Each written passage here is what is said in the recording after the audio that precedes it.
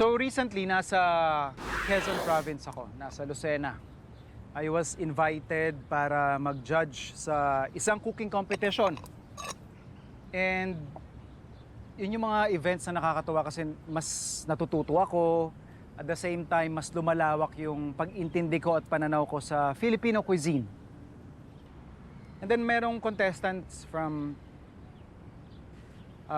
Lukban na isa sa mga dishes nila, kasi maraming components pero what caught our attention was their combination of grilled pork and buko shred.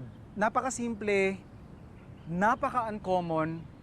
Kaming mga chefs na judges doon talagang na mind blown In fact, dahil doon, nakuha nila yung attention namin and they eventually won yung cooking competition. So, siguro gusto ko lang din i-share sa inyo yung iba pang combination na hindi natin madalas naiisip pagsamahin.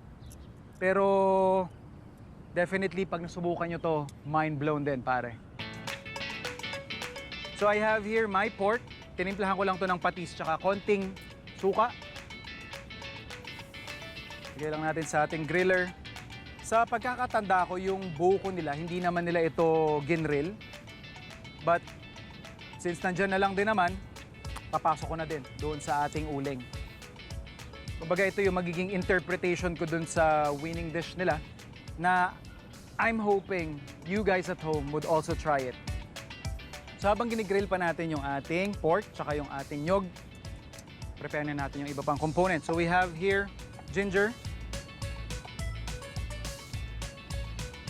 Okay. We're also going to slice our onions.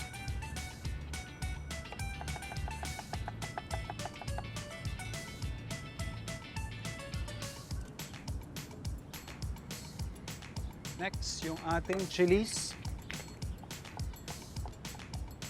Vinegar. Fish sauce. Sugar. And of course, paminta.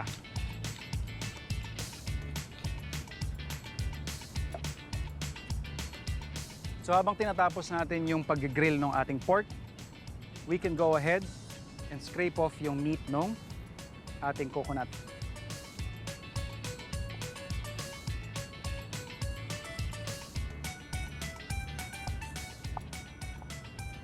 Buko in, then yung ating pork.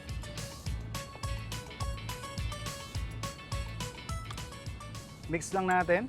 Once na na-coat nung ating pinaka-salsa or sarsa yung ating baboy tsaka buko, pwede tayo mag-serve.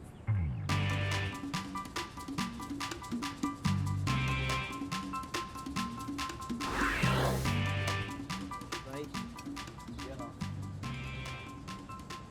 First time ko makatikim ng combination ng pork and buko. Nung narinig ko nga po yung ano niya, yung pangalan po nung ulam, sabi ko parang ang unique nga po pakinggan kasi may buko. Sarap, din siya nakakauta. Hindi siya mabilis makaano. Yung hindi siya makunat, sakto lang yung pinakalambot ng karne.